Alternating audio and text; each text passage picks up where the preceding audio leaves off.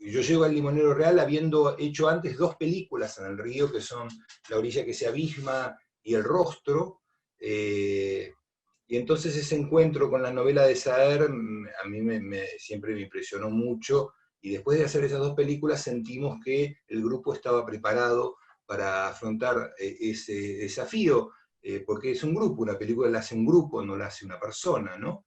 Y bueno, fue hermoso. Y por supuesto la relación con un texto siempre es fantasmal, ¿no es cierto? Es decir, uno parte del texto, ama ese texto, pero luego hay una violencia en el olvido del texto, porque la película posteriormente, en algún momento, tiene que cerrarse sobre su propia lógica, ¿no? Es decir, tiene que cerrarse sobre su lógica para poder ser. Si no encuentra su lógica, su forma de decir, su forma de apropiarse de las imágenes del mundo, si no encuentra el modo de apropiarse de esas sensaciones y atmósferas del río y de la isla, bueno, está en problemas. Entonces trabajamos mucho, todo el grupo, desde producción a cada uno de los rubros que conforman la realización de una película, para poder transformar eso en un universo del que pudiésemos apropiarnos. Bueno, ahí también ya estás diciendo cuestiones claves, ¿no? Como estas condiciones de producción entre el cine, el equipo, el grupo, ¿no?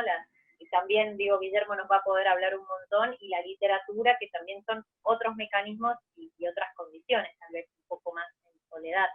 Pero aprovechando que está Fede, entonces ya lo integramos, ya mismo lo integramos a la charla.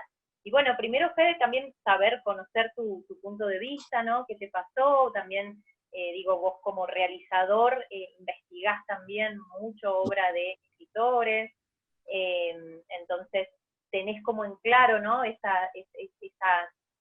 lenguaje, cómo se puede ir modificando y qué puede ir tomando de este campo para llevar a este otro. Y bueno, particularmente acá con el limonero, que además Saer es de tu super gusto también, ¿qué te pasó? ¿Qué fuiste viendo?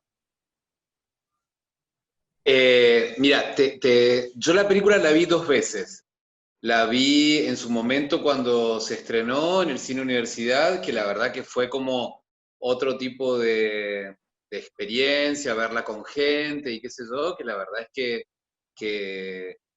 fue interesantísimo, pero me pasó ahora que la volví a ver en estos días y, y me gustó más ahora. Probablemente quizás tenga que ver con una experiencia, ¿no? Pero muchas veces hay muchas películas que pasan por el momento en el que está cada uno, en el que se está para verla y qué sé yo. Entonces, y esta película particularmente me parece que interpela muchísimo al espectador y que de acuerdo también a la voluntad y a la forma y al modo en el que esté el espectador, también es el modo que le va a pegar la película. Así que a mí me encantó, quizás también verla solo, también tiene esta cuestión, ¿no? Tiene, pero no quiere decir que es mejor de una manera o de la otra, pero sí pensar que hay películas que en algún momento te pueden gustar de una manera y después te pueden gustar de otra manera. Y esta película, yo creo que, y creo que la obra de Gustavo en general, a medida que uno la ve, en distintos momentos le pega de distintas formas. Eso por un lado. Después, así a modo más personal, yo me acuerdo hace 200.000 años haciendo un taller de literatura y qué sé yo, que nos hicieron leer El Limonero Real, y yo quedé absolutamente, nada, impactado por la novela. Inmediatamente cuando hubo que hacer un ejercicio de escritura, hice algo plagiando de un modo pavoroso a Saer, digamos, ¿no? Y siempre me quedé como un estado así de cierta culpa diciendo, che, esto no está bien. Pero cuando vi la película mucho tiempo después, digamos, ¿no? Sabiendo o sea, cuando me enteré que Gustavo estaba filmando El Limonero Real y después la vi, dije, qué hermosa manera de acercarse a una novela que uno ama, de acuerdo también a lo que vos comentás, Gustavo, que te impactó un montón. y que no va por el lado del plagio, digamos, o sea, no va por el plano del delito, digamos, o sea, sino que va por el plano de la apropiación y de contarlo de la manera más personal, y me parece que tiene eso la novela, la película, ¿no? Como un universo Sager dificilísimo. Después me encantaría, Gustavo, que nos digas cómo hiciste la receta. Me parece que en parte está por dos cosas que son como muy notorias, de un trabajo de una fineza total, y que es la luz y el sonido, ¿no? Si nos podés contar algo de eso. Sí, cómo no. A ver, apropiarse de un universo es como muy, muy complicado, porque la novela preexiste y las opiniones sobre la novela preexisten, y la espera y las expectativas cuando aparece una adaptación, una transcripción, está cargada de las lecturas previas, es decir, de lo que leí. Para mí una de las claves siempre es amar tanto la novela, pensar tanto en la novela para poder olvidarse de la novela. Entonces uno empieza a trabajar con el equipo, y yo lo que hago normalmente, trabajo con algo que llamo principio poético, con una clave de puesta en escena que pueda de algún modo darle a las distintas áreas algún lugar de donde agarrarse para poder empezar a pensar. Entonces para nosotros era esta tensión entre la vida y la muerte, ¿no es cierto? Es decir, yo les decía, hay que, Wenceslao sigue adelante, pero sigue adelante como si tuviese una soga al cuello, ¿no? Y que de algún modo las áreas, la fotografía, el transcurso de la luz, el espesor de la luz que se va cargando a pesar de la belleza, y cómo el sonido acciona sobre la luz, de tal modo que el sonido no permite nunca una posición cómoda para percibir, digamos, el sonido no permite apropiarse perceptivamente de la belleza como tal, ¿no? Es decir, siempre hay algo de una incomodidad. Bueno, esto es trabajo de todo un equipo. Yo quiero tomarme 30 segundos para, digamos, hablar del equipo, hablar de producción, y que podemos hablar un poco de las condiciones para que una película así sea posible, fotografía, montaje, arte. Y yo quiero hacer una referencia al sonidista, que es Abel Tortorelli, que Abel es el sonidista de muchas de mis películas, trabajó con Guillermo y conmigo, por supuesto también con otras personas, mucho, un artista para mí de los que no hay, y Abel falleció hace muy poco. Entonces, bueno, de algún modo queremos hacer este homenaje a alguien que fue no solo un gran tipo, sino un artista excepcional, porque realmente lo que hizo en el sonido de cada película es un trabajo de arte de alto vuelo. Sí, están comentando de hecho que es tremendo el trabajo de sonido, y cómo va complementando también esto que decía Fede, digo, desde qué elementos del cine encontrarse y traducir un poco esta atmósfera, y de hecho ni siquiera traducirla, o sea, recrearla completamente en algo nuevo. Y en ese sentido, las decisiones, por ejemplo, de acumulación de tensión tan interior, que también es un poco con los planos y las cámaras, pero que al final, hacia el final, en el momento que explota el baile, ese baile está silenciado. Ese contraste también es como, se agradece, ¿no? Porque tampoco creo que hubiera estado ver y escuchar, o sea, es como todo el tiempo el juego y el complemento. Así que bueno, qué bueno que puedas recordarlo también. Sí, claro, claro. El espesor del día se va cargando con eso, ¿no? Se filmó en Colastiné, exactamente, que ahí parece un cartelito. Guillermo, porque hay algo interesante de contar, porque estas películas, para que hay algo que producción organiza para que lo que uno busca realmente sea posible. Y con Guillermo y el equipo, por ejemplo, recorrimos mucho las islas buscando los ranchos, y los ranchos aparecían en zonas muy, muy extrañas, o muy alejados, o de manera inhóspita para llegar y moverse. Entonces, producción en un momento tomó una decisión, que la puede contar Guillermo.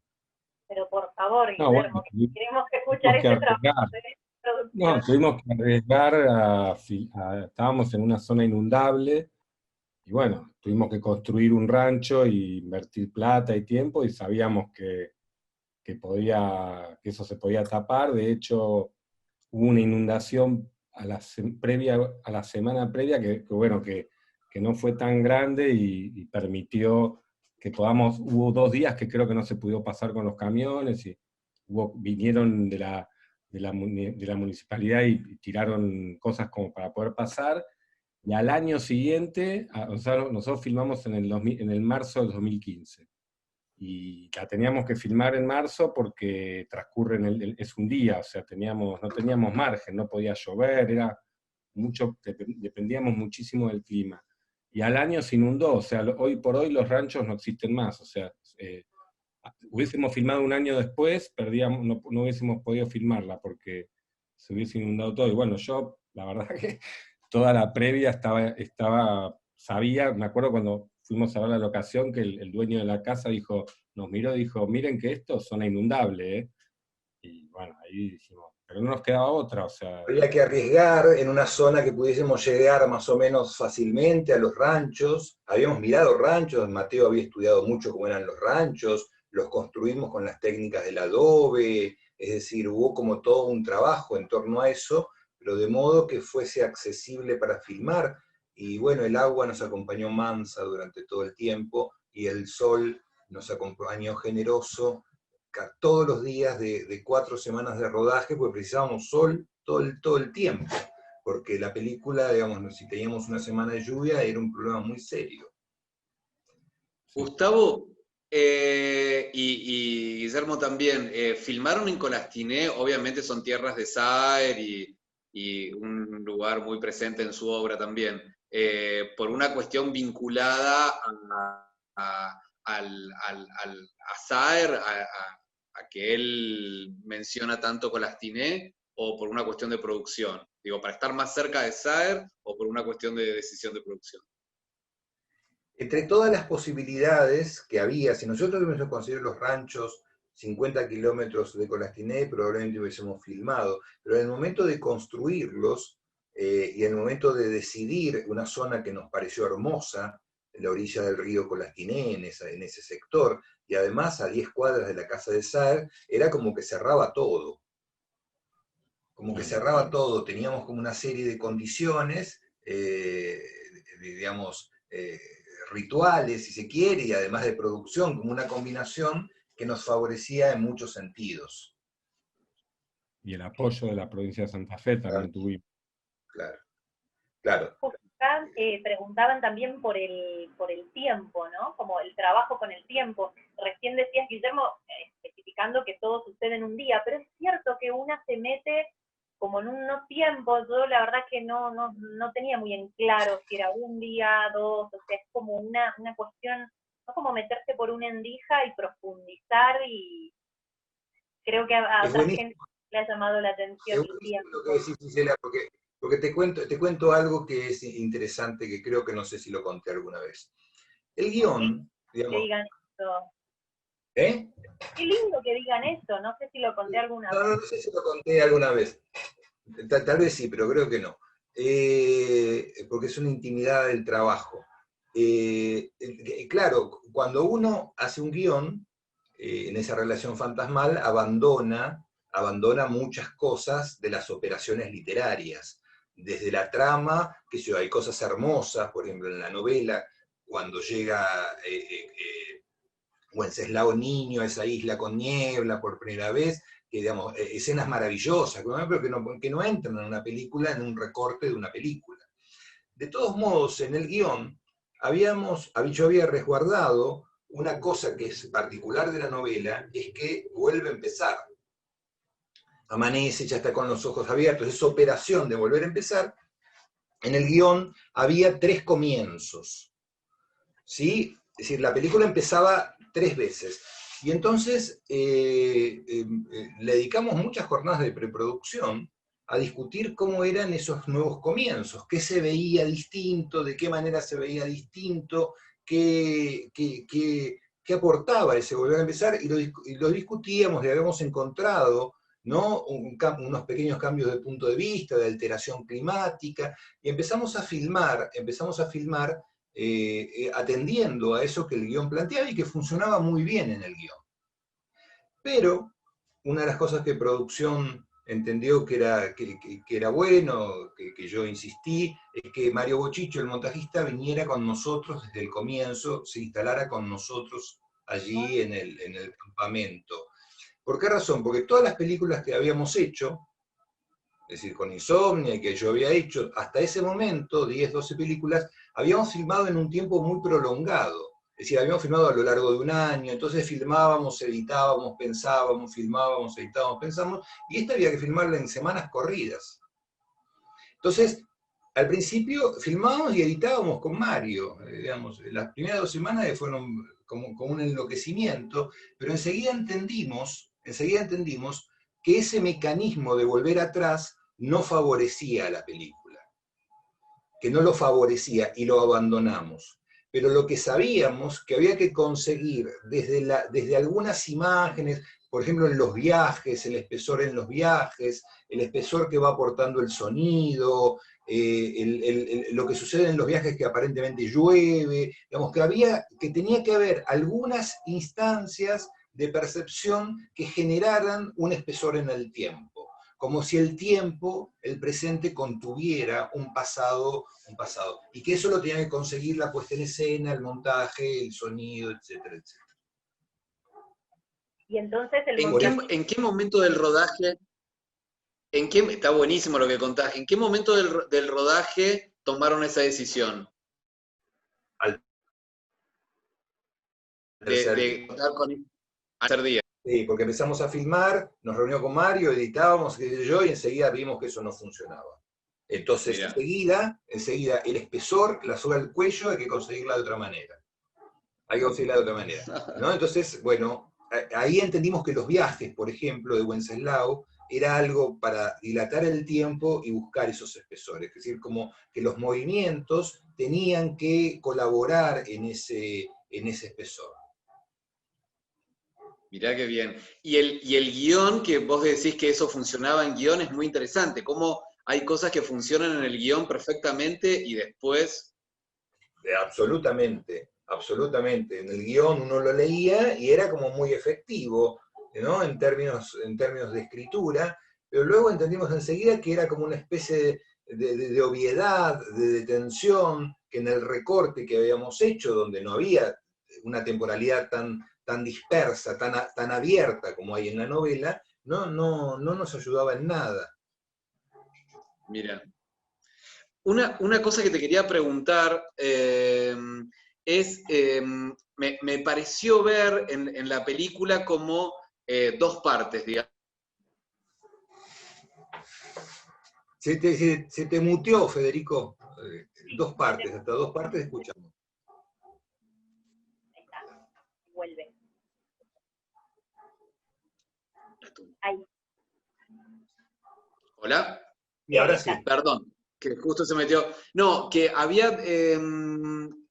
sentí que habían como 2 partes, digamos. La primera parte quizás más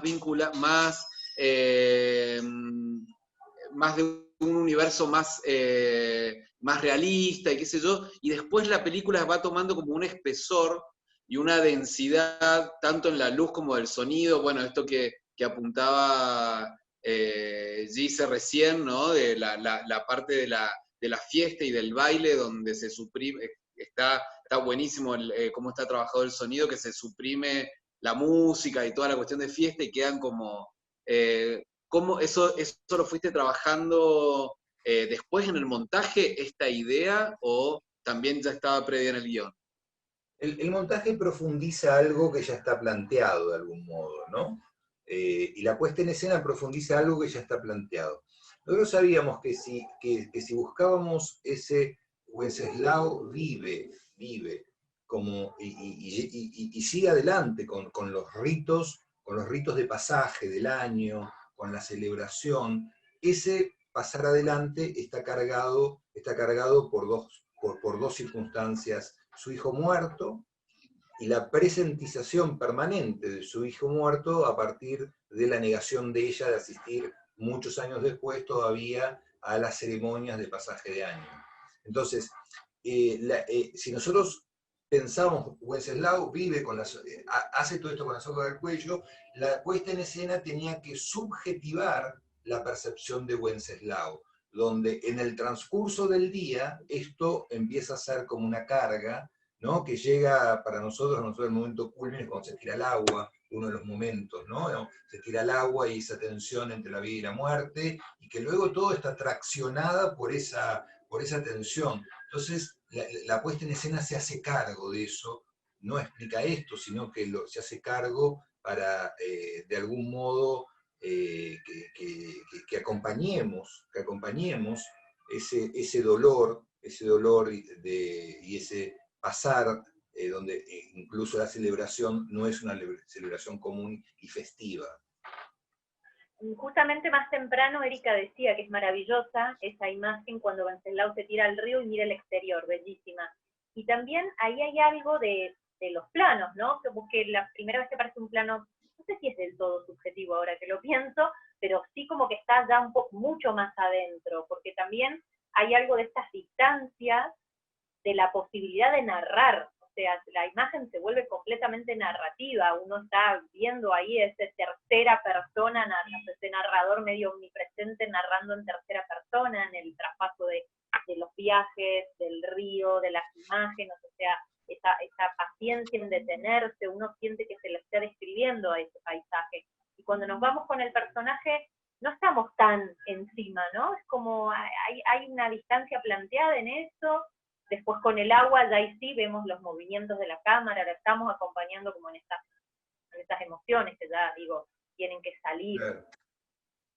Sí, el punto de vista está instalado en él. Pero nosotros sabíamos también que una de las cosas que no podíamos desprendernos de lo que es la literatura de Saer es el valor de la naturaleza en todas estas novelas. Y que los fragmentos de naturaleza no están inscriptos en la narración para describir la naturaleza o para mirarla contemplativamente, sino que la naturaleza acciona en la narración. Es decir, viene a cargar y se te puede transformar en riesgosa. La naturaleza está accionando y los fragmentos de naturaleza tenían que servir a la narración.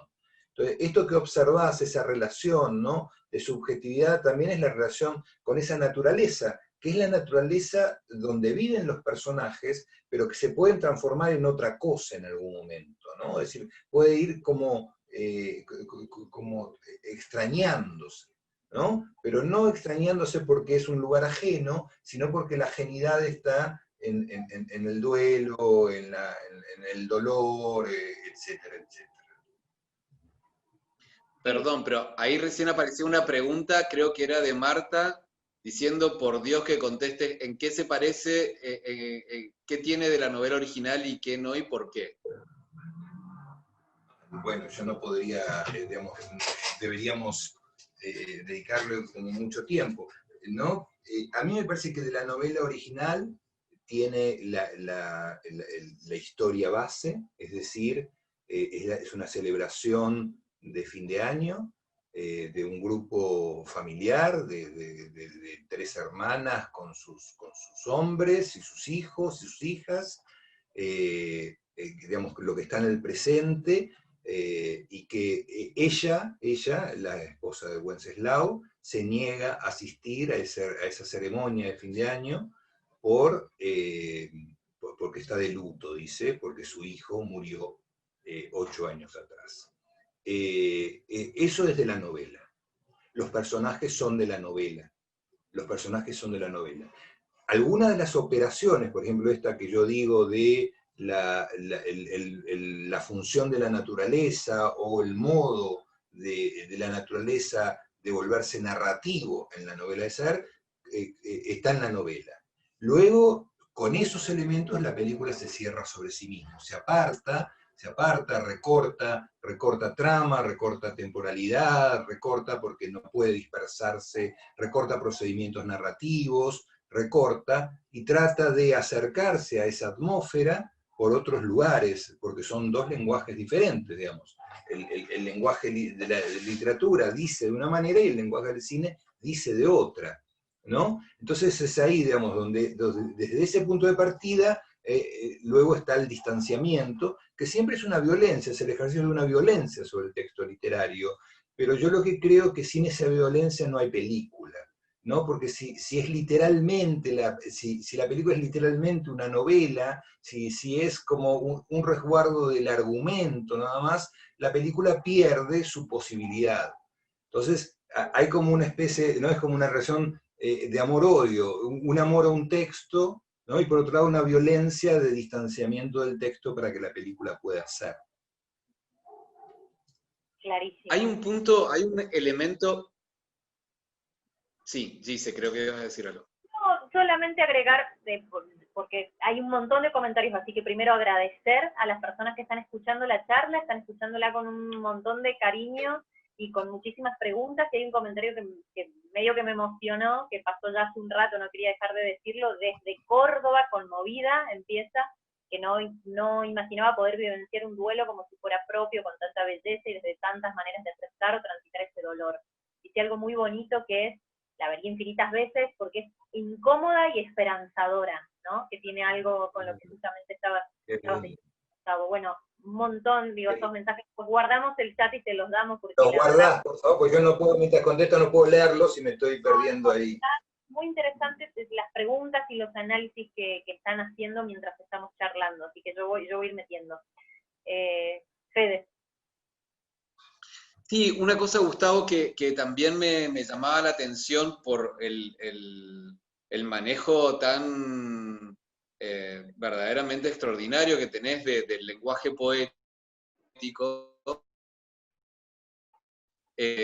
Muchas veces un lenguaje poético a mostrar imágenes bellas, qué sé yo, pero me parece que acá uno de los elementos que vos haces es justamente como trabajar el fuera de campo, lo que no se muestra nunca, en eso que... Y es una elección muy interesante y a su vez muy riesgosa, porque uno en esta cuestión de la poesía dan ganas como de llenarla de bellas imágenes, y vos muchas veces lo que haces es como suprimir elementos. Sí, a mí lo que me parece, digamos, por supuesto que todo siempre es discutible y todo es subjetivo y uno toma posiciones que invalidan otras, digamos, en relación a lo que uno hace, ¿no? Invalida otras. A mí lo que me da miedo siempre cuando uno piensa en la belleza, sobre todo el paisaje, lo que es la belleza de postal, ¿no es cierto? Eso que es inmóvil, que se transforma en un ícono, que uno dice qué bello. Y a mí me parece que la visión de la naturaleza, en la medida que se vuelve narrativa, y la visión de esa belleza de la naturaleza, siempre resulta más poderosa si hay algún tipo de incomodidad frente a ella, si hay algo que me desacomoda, si hay algo de lo que no puedo terminar de integrarme. Entonces, esa naturaleza, esa belleza, impacta por su belleza, pero en algún lado me perturba, ¿no? Me perturba, porque si no me perturba, me parece que el arte pierde esa condición. Esto no es que no sea lindo, que no trabajemos mucho la luz, que no la pensemos, pero la pensamos de algún modo en donde los signos entran en algún tipo de interferencia. Es decir, la cámara no muestra todo, la cámara va trabajando con los bordes, con lo lateral, con algo que se desplaza, el sonido, como ya dije, a veces genera como una interferencia en la percepción global, no evidente, pero bueno, sí llegamos a su evidencia en el baile.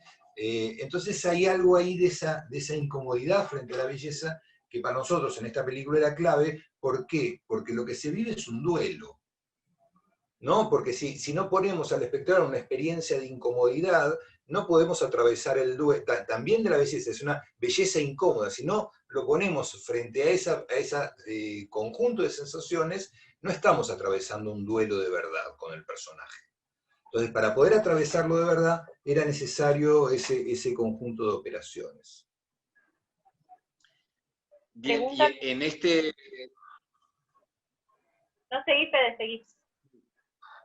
No, en esta cuestión de la supresión, digamos, o sea, uno de los elementos centrales de la historia, o del argumento, que a su vez el argumento es como bastante sencillo, es esto que vos comentabas, y la verdad es que es todo un campo de percepciones que se abre a partir de una premisa escueta de argumento. Hay justo lo más importante, que es esto, el duelo, la muerte del hijo. No hay ningún rastro, digamos, o sea, no hay una foto, no hay un flashback, digamos, o sea, no, eso está totalmente corrido a otro plano. ¿Cuál fue en ningún momento pensaste o dudaste, digo, pongo una foto, pongo un flashback, algo así? En esos comienzos había una imagen que era cuando ella y él y Wenceslao vienen del entierro solos en su canoa y dice, ella no me va a perdonar nunca el hecho de estar vivo. Había una imagen y aparecía en esos volver atrás. Pero la descartamos enseguida y entendíamos que el duelo ya no era el recuerdo efectivo de lo que había sucedido, no era la historia de lo que había sucedido, sino era la acción en el presente. Y la acción en el presente, el duelo, la instancia de que el duelo se instale, es a partir de la negación de ella. Hagan lo que hagan, van las mujeres a buscarla, ella no se mueve de su negación. No, estoy de luto. ¿No? Esa acción sostenida, ¿no? Es decir, como que el no genera acción, ¿no? Esa negación genera acción. Y para nosotros estaba allí, cosa que, claro, esa negación además perturba todo el encuentro, perturba todos los vínculos, se vuelve perturbadora. Para nosotros el duelo estaba construido a partir fundamentalmente de la negación de ella, que esto está en la novela también, por supuesto, pero que para nosotros era una de las operaciones principales en ese sentido. Una pregunta, Guillermo. Me quedé muy enganchado en esto que contabas recién, Gustavo, respecto a que el tercer, cuarto día decidieron cambiar el guión y lo que era de una manera pasar a ser de otra. Guillermo, ¿eso cómo te cayó, digamos? O sea, dijiste, ¿lo atamos y seguimos como está el guión? O... No, en realidad me parece que o sea, ahí todo el comienzo de la novela, él se despierta y está adentro, es un interior adentro del rancho. Entonces nosotros teníamos, creo que 2 o 3 jornadas con luces interiores, donde se lo veía él levantándose, bueno, y todo eso no funcionó. O sea, fueron días que perdimos, pero bueno, no, yo en el momento, viste, o sea, no me opuse y entendí que, bueno, que era una apuesta, y tampoco fue que estuvimos 10 días grabando, pero fue una preocupación, pero bueno, era parte del viaje, ¿no? Digamos, de lo que teníamos que afrontar. Digamos, al lado del miedo a la inundación, eso no era nada, ¿entendés? Había tantos peligros, sufrimos un montón de cosas, o sea, ahí yo veía que preguntaban por el casting, por los actores, y Gustavo decidió usar casi todos los actores locales del lugar, o sea, excepto los 4 principales, hacer el casting todo ahí, ahí era toda gente del lugar, por el tema de la cuestión física, y bueno, eso nos generó bastantes problemas. Hay una anécdota de la abuela que la secuestraron porque es gente muy humilde, entonces en un momento un chico de ahí me dice, che, la abuela no está más, se la llevó un nieto, quiere que le paguen, bueno, tuvo una situación, y yo le dije a Gus, en un momento le digo, Gus, filmá hoy a la vieja porque ya no la tenés más, ¿viste? No sé si vuelve. Y bueno, todas situaciones así, de mucho peligro, ¿viste? De estar todo el tiempo al borde de que pueda pasar algo, ¿no? Y como decía Gustavo, el clima, estar dependiendo permanentemente de eso, sabiendo que teníamos el camping donde estábamos, que nos habían dado un camping, pero lo teníamos hasta Semana Santa, entonces no nos podíamos demorar. Teníamos un montón de situaciones que, bueno, que por suerte se dio todo bárbaro y, bueno, eso terminó siendo una anécdota y decir, bueno, está bien, llevamos luces, grabamos interior y, bueno, nada, no se usó. A veces pasa, ¿no? Pero qué interesante lo Con que respecto decís. al casting, perdóname, Cela. No, sí, ahí justo iba a terminar con una preguntita sobre el casting, especialmente sobre niños.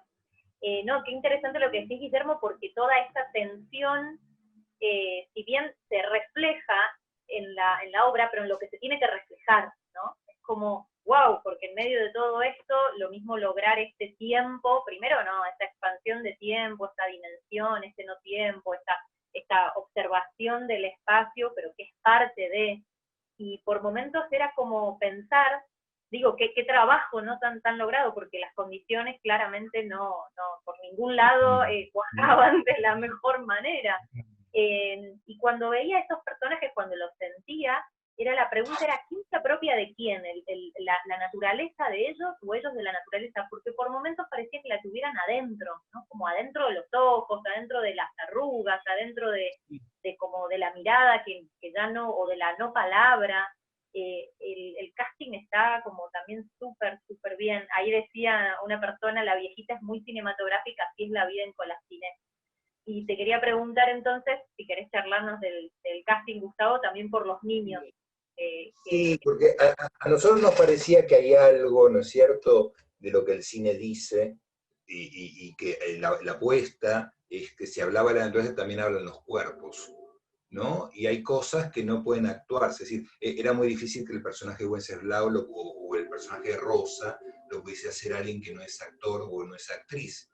Pero luego montones de personajes fueron representados por personas que no son actores ni actrices, que fueron elegidos, ¿no? Allí, que fuimos muchas veces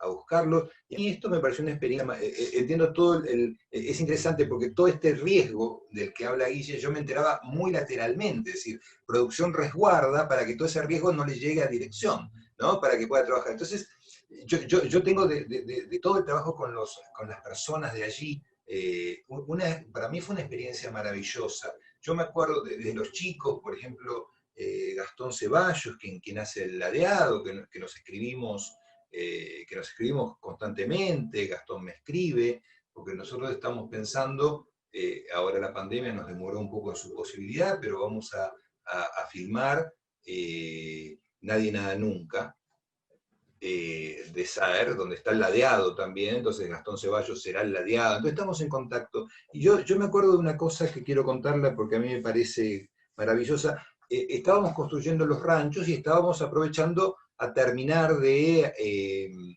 encontrar a las personas que pudiesen representar a esos personajes. Uno de ellos, quien nos faltaba, era el tercer marido, digamos, ¿no? El tercer marido no lo teníamos, yo quería que no fuese un actor, quería que fuese una persona de allí. Entonces, un día mientras estábamos construyendo los ranchos, se acerca un hombre que se presenta como Carlos y me dice, yo quiero trabajar en la película. Y había algo en su cuerpo, había algo en su mirada que a mí me pareció, este es Carlos, perdón, no me acuerdo el nombre del personaje, perdón. Bueno, no importa, el tercer hombre, ¿no?, de la familia, es él. Le digo, pero mira, como el personaje habla y tiene algunas ideas, yo necesito hacerte una prueba. Entonces le digo, andate mañana, nos apostábamos allí, que nos ayudaba mucho en La Guardia, teníamos un lugar, que allí yo decía, preciso un chico de tal manera, y iban a buscar un chico con esas características. Entonces digo, anda que te hacemos una prueba. Y fuimos, y Carlos no apareció. Al otro día no apareció, y yo empecé nos había dejado un celular, pero no pudimos comunicarnos, y empecé a detestarme, porque creí que perdía la posibilidad. Al día siguiente, cuando volvemos, Carlos estaba parado al borde de la ruta, y nos cuenta que se había pasado el día caminando, buscándonos sin encontrarnos, ¿no? Sin encontrarnos, y que se había pasado, claro, no tenía para desplazarse, a ese albañil, Carlos de oficio, Y bueno, este gesto es maravilloso. Carlos estuvo en la película y hace un personaje, su rostro, su cuerpo, habla de una manera maravillosa. Los chicos, los hermanitos, que son hermanitos reales. Bueno, fue un trabajo para mí maravilloso con todas y todos ellos allí, que son todos de Colastiné. Digamos, salvo los actores principales y salvo Rocío Acosta, que es de Santa Fe, la negra, todo el resto, digamos, de los personajes son de allí de Colastiné, y por ahí leí que hay alguien de Colastiné. Un abrazo a toda la gente querida de Colastiné, porque es una experiencia que no me voy a olvidar nunca. Gustavo, saliendo un poco de la filmación y del guión y la previa, y yendo ya a la película terminada, digamos, o sea, esta película es una película, por decirlo así, una película de autor, con una narrativa completamente diferente a las que se suelen encontrar en las multisalas y todo eso. ¿Cómo es hacer una película con esta tónica, digamos, y manejarse dentro de lo que es la circulación de películas? Esto me parece que es tanto para Guillermo como para vos, Gustavo. Guille puede contar un poquito la experiencia, después yo hablo de una cuestión que me parece importante, no solo desde la experiencia del limonero, sino más conceptual, ¿no? En torno a eso. Guille, ¿querés empezar vos contando un poquito cómo fue?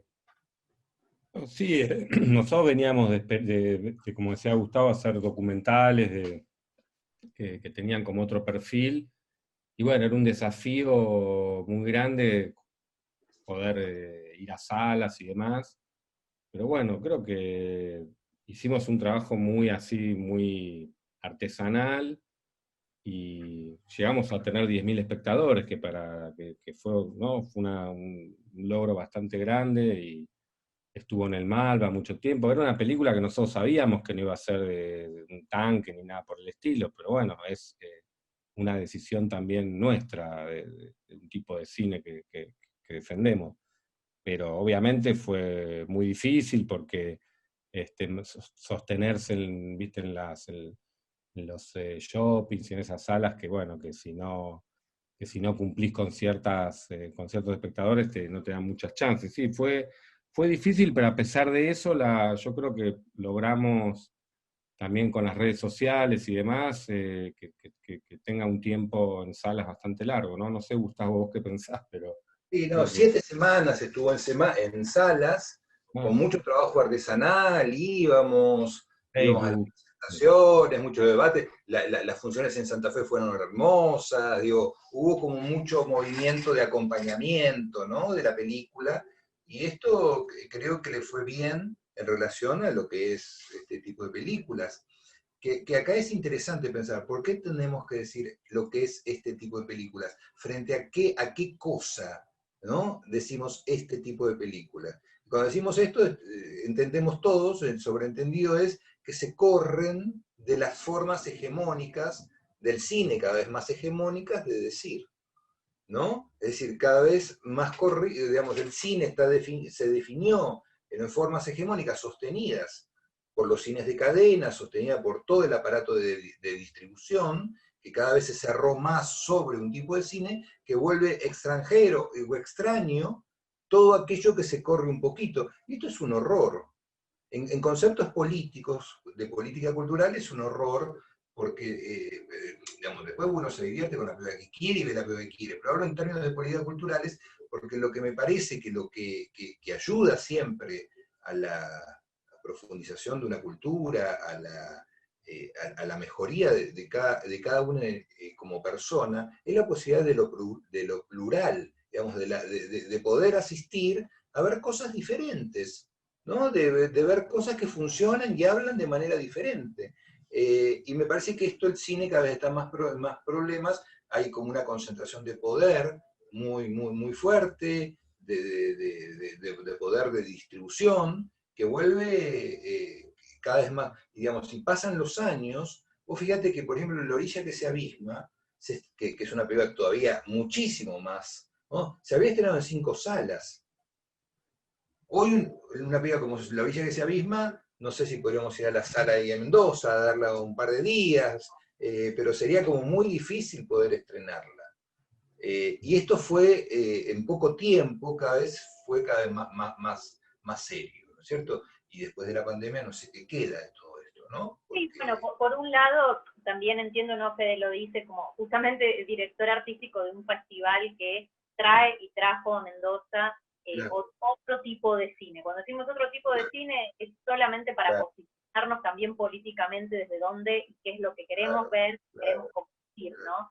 Pero claro, también este momento, digo, y aprovechando lo que decía Guillermo, que es un trabajo artesanal, que a través de las redes sociales y tal, es el Monero Real Película, son las redes sociales de la peli, que bien pueden después dejarles un comentario, igual que el de Santines, por supuesto, pero digo, también estamos en un momento donde, bueno, tal vez un poco todo vale, tal vez esté redistribuyendo un poco esta situación, porque de repente poder llegar en esta instancia a ofrecer esta película, acá hay comentarios que dicen algo que creo que retrata un poco también esta circunstancia de visionado, donde dice, primera vez que veo la película, hermosa experiencia, supera los límites de la pequeña pantalla y la mala conexión de internet. Esas son cuestiones tecnológicas que van a empezar también a avanzar, ¿no? Y si ya estamos hablando de sí, experiencia, de podernos acercar, sí, y esto que decíamos sí, al principio, che, qué película para ver también en este momento, ¿no? Porque nos metió como en un universo que era donde todo estaba detenido, como acá, pero completamente diferente, ¿no? Como una presencia de la naturaleza y de la poesía muy fuerte. Entonces, sí. eh, eh, Esa es la defensa de estos espacios que hacen esto, ¿no es cierto? Desde el Grava a Fanzine y la Feria del Libro de Mendoza, digamos, la resistencia de espacios, porque no por el limonero real, sino porque realmente creo que nos mejoramos en la medida que podemos ver cosas distintas, que nos hace bien. Y bueno, cuando sucede, creo que agradecemos. Sí, y además rescatar que 10.000 espectadores es un montón, es Sí, muchísimo, ¿eh? Pero claro, verdaderamente es mucho para cualquier película, digamos, o sea, sí. en este momento es muchísimo. Yo Sí, también yo sumándome a lo que dice, me parece que, sí, Guillermo, perdón. no, no, que me acuerdo que hablando con el distribuidor, yo le pregunté qué expectativa tenés y me dijo, y si llegamos a 5.000, viste, estoy feliz. Bueno, fue como casi, no sé, si llegamos a 10.000, pero 9.000 y pico. Pero Claro, sí, no la sé, aclaración en relación a los espectadores es que siempre son mucho más. Esos son los espectadores en el momento del estreno que compran un boleto Inca, ¿no es cierto? Claro, Después están contadas la gente que lo vio en festivales, la gente que, digamos, que lo ven en estas funciones. Esos espectadores están limitados a ese número que es el que se cuenta en la medida que compran una entrada de un espacio Inca, de un cine de cadena o... totalmente. Perdón, yo iba al comentario de Gise, que me parece que en este momento, digo, pandemia mediante y qué sé yo, si hay algo que ha generado también en algún punto es como un acercamiento, digo, es muy probable que nosotros esta charla no la podríamos haber tenido, digamos, o sea, porque implica pasaje, hotel, digo, una cantidad de costos que es, pero me parece que estaría bueno como combinar las dos cosas, digamos, o sea, la posibilidad de tener estas charlas vía lo que sea, de forma virtual, y también tener la presencia. Me parece que eso ayuda muchísimo a la película, al contacto y a los espectadores, digamos, o sea, nos sirve muchísimo el contacto con los directores y los claro, productores y exactamente. los actores. En Buenos Aires, ¿no? Los estrenos que se dan en el Gomont, digo, hay un público acostumbrado que va a ver un estreno y habla después con el director y la directora. Los festivales, a fuerza de muchísimo trabajo, tratan de instalar eso una vez al año, ¿no? En las provincias. Entonces, por ahí podemos llegar a estos híbridos donde se suceda presencial y se streamee, ¿no? Hacia dimensiones más federales, porque realmente en estas experiencias nos viene pasando eso. La mayoría de las personas no son de Buenos Aires o no tienen este hábito de poder charlar después. Hablando del después, hay gente que se quedó completamente choqueada con Nadie, Nada Nunca, dice notición, quiero ver ya. Contaste muy poquito, pero no sé si se puede por ahí contar más, si sabés cómo sucede. sucedería? ¿Cuándo? ¿Te agarró justamente la pandemia? ¿En qué momento del proyecto? Nosotros tenemos el proyecto escrito, tenemos un premio de Santa Fe, de la provincia de Santa Fe, que es un dinero que nos otorgó la provincia para empezar a avanzar con la preproducción, con la película. Pero claro, fue presentada al Inca y está muy demorada, y además no hay posibilidad, la película hay que filmarla en Santa Fe, es decir, es imposible todo el movimiento. Y la película de nuevo hay que filmarla en verano.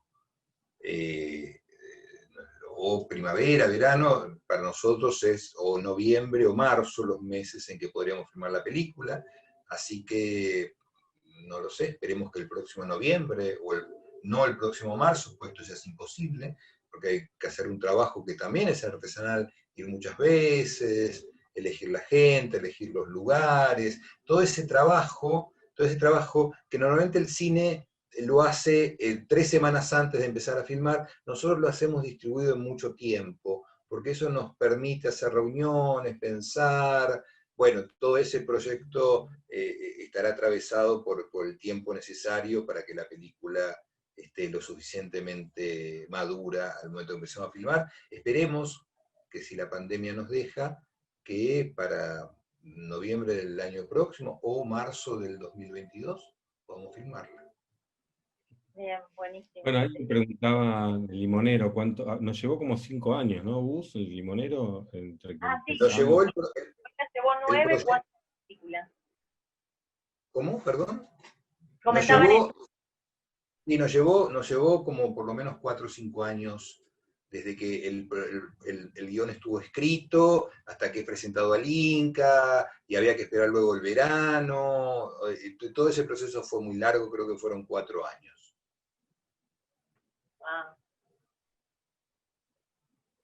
Bueno, Queremos ver Nadie, Nada, Nunca, y también nos gustaría ver Glosa y unas cuantas películas más, digamos, o sea, hacer la saga de Sagar. Bueno, eso viene un poco más complicado. No sé si Netflix está tan interesada como nosotros, pero...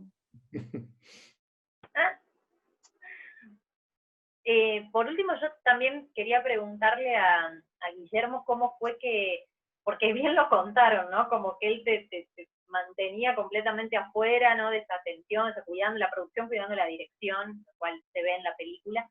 Entonces, Guillermo, ¿qué te pasó a vos? Porque vos viviste una película en el rodaje y cómo la fuiste descubriendo después, más allá de los estrenos, digo, porque pasaron años y hoy realmente tienen ganas de estar acá charlando y es súper generoso lo que nos están contando. Entonces, como productor, ¿cómo la fuiste también después desarmando o sintiendo a la película?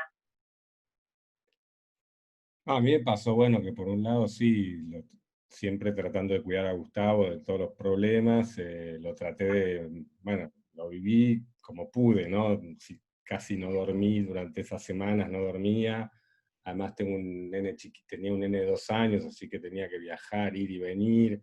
Dormía a veces viajando. Bueno, físicamente fue duro, pero después, a veces a las noches, como contaba, bueno, yo lo conozco a Mario, tengo una relación, y me iba a la cabaña de Mario y me mostraba parte, me decía, vení, mirate esto, míratelo, y bueno, y ahí es donde yo me conectaba con la parte linda o sea, me olvidaba de todos los problemas, pero cuando pensaba en todo lo que podía pasar, bueno, era difícil. Después, bueno, cuando ya se terminó y me empecé a relajar, la empecé a ver montones de veces y ya es como que, bueno, la disfruté, pero en el momento del rodaje fue difícil. Disfrutaba por ahí cuando me escapaba, algunas noches y me iba a lo de Mario y miraba algunas partes, y bueno, eso era como ver ya la edición y cómo se iba formando en el mismo momento que se iba filmando. Eso era increíble, porque me decía, bueno, acá, y se trató de filmar también, por ejemplo, la cena fue a la noche y fue una cena real, y comían y comían con ganas, porque gente que, viste, entonces todo eso era absolutamente real, o sea, era casi documental, digamos. Y sí, fue una experiencia increíble, la verdad que... Lo que nos uno cuenta es un intento de derrocamiento que hubo, que el primer día digo que eso tuve que superarlo, me costó un trauma bastante, ¿no? Que el primer día estábamos en un camping, había que empezar a filmar a las 4 de la mañana, yo a las 4 de la mañana en el hall del camping, no aparece nadie, se habían ido a filmar y me habían dejado abandonado en el hall del camping. Pero bueno, superado ese momento pude dirigir la película. ¿Pero qué pasó? ¿Qué fue un error de No les horario? interesaba. No les interesaba. ¿Para qué lo queremos este tipo? Dijeron. Y se fueron. Claro. El director tampoco es tan importante, digamos, en una película. Nada. Y Algo después así. la otra cuestión, que siempre yo trabajé con grupos muy pequeños. Es decir, nosotros habíamos filmado todas las películas con 4 o 5 personas.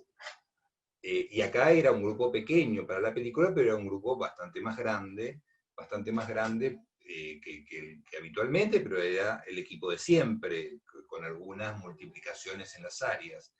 Pero el otro hecho traumático, ¿no? Que vamos al rodaje, y por primera vez en mi vida, adelante de nosotros iba un camión con equipos. Esto era como decir, bueno, ¿qué estoy haciendo acá? ¿A dónde me trajo Pineles? Pero que no era de ustedes el camión. Sí, era nuestro. 2 camiones había. 2 camiones de equipos. Porque Claro, bueno, acostumbrado a filmar de otra manera, digo, ¿no? Por eso. No, ¿qué van a hacer? un auto y una cámara es difícil. No, Bueno, filmar al aire es muy complicado porque requiere, por ejemplo, de fotografía, aunque sea la luz natural, pantallas amplias para matizar la luz y cosas que, bueno, que hay que tenerlas. No, además teníamos un camión que era de luces, también por las escenas nocturnas y por los interiores, pero también teníamos mucha luz para las 2 escenas, para toda la parte de la noche. Tal cual. bueno, acá Y, perdón, pero recién había... Sí. Calculo que eso, Gise, que hay un comentario respecto de, hablando de vos, Gustavo, como un gran director y además como un gran docente, saludos desde La Plata. ¿Cómo trabajás el tema de dar clases en relación a las cosas que vos realizás, a tus películas, a tu trabajo como director? Bueno, yo doy clases desde hace muchos años, ¿no? Y aquí acabo de leer el chat, quien comenta eso es Alex. Alex es un alumno chileno de la Universidad de La Plata, donde yo estoy, digamos, tengo una cátedra junto a Laura Chiabrando y a Gabriel Mendoza, una cátedra de guión de los alumnas y alumnos que eligen la orientación de guión, es decir, una materia de alumnos y alumnas avanzados que eligen la orientación de guión.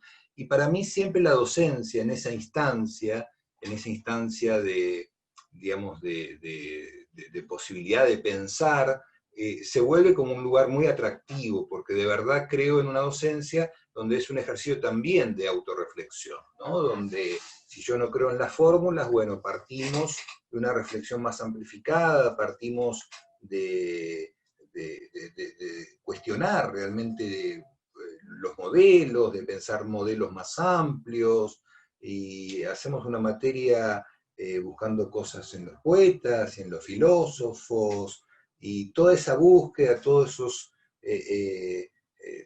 esas posibilidades de ir imbricando cosas, para mí siempre son muy valiosas y me ayudan a pensar en lo que voy a hacer después.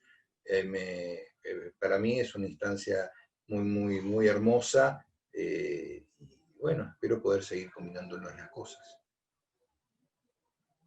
Sí, y por último, acá llevamos más de una hora de charla, lo cual hemos disfrutado muchísimo y el público está casi todo en sus butacas todavía. Nos hizo muy bien ver la película, muchas gracias a todos, excelente trabajo, felicitaciones. O sea, decía, es así como dijo Gustavo, nos hizo bien ver la película. Es como, bueno, nada, bueno. Entrar y parte de esta experiencia, ¿no? O sea, desde ese lugar. Qué bueno. Cine y literatura, gran herramienta pedagógica.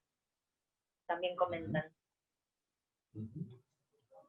Sí. No sé, Fede, si querés, te dejo como algún final, algún bocadito que te quede. Primero también agradecerte, Fede, porque realmente aprendí un montón también con tus preguntas. Gracias también por tu tiempo y por estar acá. Ha sido como genial, genial tus aportes. Así que si hay algo más que decir. No, obviamente agradecer a Gustavo y a Guillermo realmente, porque no solamente por la charla, sino por esta, y no solamente por El Limonero Real, sino por las otras películas que han hecho, que también son maravillosas. La orilla que se abisma, nosotros la pasamos en el Cine Universidad hace muchísimo tiempo. Gustavo, tuviste la gentileza de venir a presentarla y realmente fue como muy interesante que se sigan conservando esos directores que buscan contar las cosas de otra manera y me parece bueno, agradecerte sobre todo esa actitud y esas búsquedas de contar las cosas de otro modo. Muchas gracias. Muchas gracias. Bueno, Bueno, y agradezco bien a ustedes dos, digo, por estar aquí, a Guillermo, a Gustavo. O sea, muchísimas gracias por seguir teniendo también ganas, ¿no?, de acompañar la película, de contar, de abrirle otros espacios. Creo que todo se va regenerando, se va renovando. Sigue habiendo un montón de comentarios. Hay uno con tu última película, La Deuda. Hay gente tan fanática de que también transcurre en un solo día, ¿no? Pero la deuda ocurre efectivamente desde la tarde de un día a la madrugada del otro. Exacto. Y ahí no eran 2 camiones de luces, ahí ¿cuántos eran los camiones de producción? Porque es una película muy grande, ¿no? Es una película muy grande, pero que Elita Standi, que es la productora, entendió algo que para mí fue muy importante, que la película la hacía yo, si la dirigía yo, la dirigía con mi equipo, y en una circunstancia de producción acotada. Entonces no hubo tanta diferencia de producción como en relación al Limonero, por ejemplo. ¿Por qué? Porque éramos las mismas personas, las necesidades más o menos eran similares, y Lita entendió que había que hacerla en esas condiciones, que yo la podía hacer en esas condiciones, que si yo tenía que filmar con 60 personas no sé cómo hacerlo, ¿no? Porque después esto depende de cada persona, ¿no? Y en esto Lita es muy sabia, y bueno, siempre lo agradezco, porque aparte es para mí una institución en el cine argentino. Bueno, completísimo el recorrido, por lo último, por lo que viene, por El Limonero, por lo primero, por lo que se vio en Cine Universidad de acá de Mendoza. Realmente, bueno, eso, agradecerles también a todas las personas que estuvieron, que vieron la película. Hubo algunas que me pidieron la charla grabada porque tenían que irse, pero que habían disfrutado un montón, y muchísimas otras que se quedaron aquí hasta el final. Recordarles que esta experiencia de cine en vivo, organizada por la plataforma Fanzine, está en el marco de la Feria del Libro Virtual de Mendoza, la primera e histórica feria virtual y digital de la provincia. Visiten la Feria del Libro, www.feriadelibromendoza.com, visítenla, hay cada vez más contenidos habilitados, sigan los estrenos diarios que están sucediendo, está buenísimo. Y mañana cerramos este ciclo, que realmente agradecidísima por esta programación como de lujo, con la película Lemebel de Joana Reposi, que es un documental sobre Pedro Lemebel, chilena ella, muy amiga, muy cercana de él, tiene unos materiales impresionantes, y bueno, ella también otra persona muy agradable para charlar después. Así que misma metodología, se inscriben y acá nos estaremos viendo mañana a las 20. Muchas gracias, Gustavo, muchísimas gracias, Gustavo, Guillermo. Gracias a ustedes, gracias. Gracias, Gisela, gracias, Federico, gracias a todos los quienes nos acompañaron. La pasé muy bien, espero que también ustedes. Así Muchas es. Gracias, yo también. Gracias, Fede, de nuevo, porque bueno, realmente hermoso diálogo, hermoso. Y guardás el chat, ¿no, Gisela? Porque yo no lo pude leer, solo pedazos.